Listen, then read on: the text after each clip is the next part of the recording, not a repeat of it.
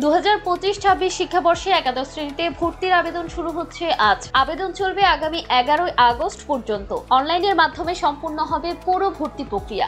ইতিমধ্যে নতুন ভর্তি নীতিমালা প্রকাশ করেছে শিক্ষা মন্ত্রণালয়ের মাধ্যমিক ও উচ্চ শিক্ষা বিভাগ। নীতিমালায় বলা হয়েছে, এবারও এসএসসি ও সমমানের পরীক্ষার ফলের ভিত্তিতে ভর্তি করা হবে। কোনো ভর্তি পরীক্ষা নেওয়া হবে না। আবেদনের জন্য নির্ধারিত ফি 220 টাকা। ভর্তি ফি অঞ্চল ও কলেজ ভেদে ভিন্ন হবে। সর্বনিম্ন ফি 1000 টাকা এবং সর্বোচ্চ 8500 টাকা নির্ধারণ করা হয়েছে। এই ফিতে ভর্তি ও session fee, board registration fee, red crescent, ক্রীড়া ও অন্যান্য খাত অন্তর্ভুক্ত থাকবে। শিক্ষা প্রতিষ্ঠানগুলোকে অবশ্যই রসিদের মাধ্যমে ফি আদায় করতে হবে। অতিরিক্ত ফি আদায় করা যাবে না। ঢাকা মহানগরীর নন এমপিও ইংরেজি ভার্সন কলেজগুলো সর্বোচ্চ 8500 টাকা পর্যন্ত ফি নিতে পারবে। অন্যদিকে উপজেলা পর্যায়ের এমপিওভুক্ত বাংলা মাধ্যম কলেজে সর্বনিম্ন ফি নির্ধারণ করা হয়েছে 1000 টাকা। 2023-24 ও 25 সালে এসএসসি বা সমমানের পরীক্ষায় পাশ করা শিক্ষার্থীরা ভর্তির জন্য আবেদন করতে পারবেন। বিদেশি বোর্ডের শিক্ষার্থীরাও আবেদন করতে পারবে, তবে সেক্ষেত্রে ঢাকা শিক্ষা বোর্ডের অনুমোদন নিতে হবে।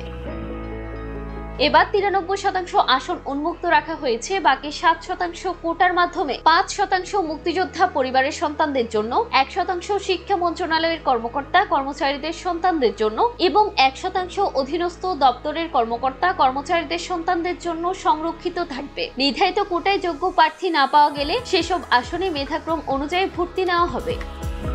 সমান জিপিএ প্রাপ্ত শিক্ষার্থীদের ক্ষেত্রে মোট নম্বর দেখে মেধাক্রম নির্ধারণ করা হবে। নম্বরও সমান হলে বিভাগ ভেদে নির্দিষ্ট বিষয়ের নম্বরকে অগ্রাধিকার দেওয়া হবে।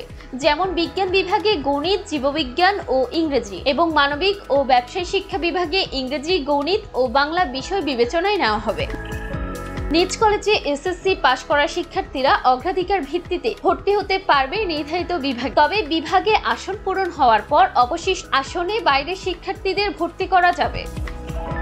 পুরো ভর্তি প্রক্রিয়াটি অনলাইনে পরিচালিত হবে। প্রতিটি কলেজকে নিজস্ব ওয়েবসাইট ও নোটিশ বোর্ডে ভর্তি সংক্রান্ত বিস্তারিত তথ্য প্রকাশ করতে হবে। কোনো শিক্ষার্থীকে বোর্ডের অনুমতি ছাড়া ছাড়পত্র দেওয়া যাবে না এবং অন্য কলেজে ভর্তি নেওয়া যাবে না। ছাড়পত্র ও ভর্তি তথ্য বোর্ডে 15 দিনের মধ্যে জমা দিতে হবে।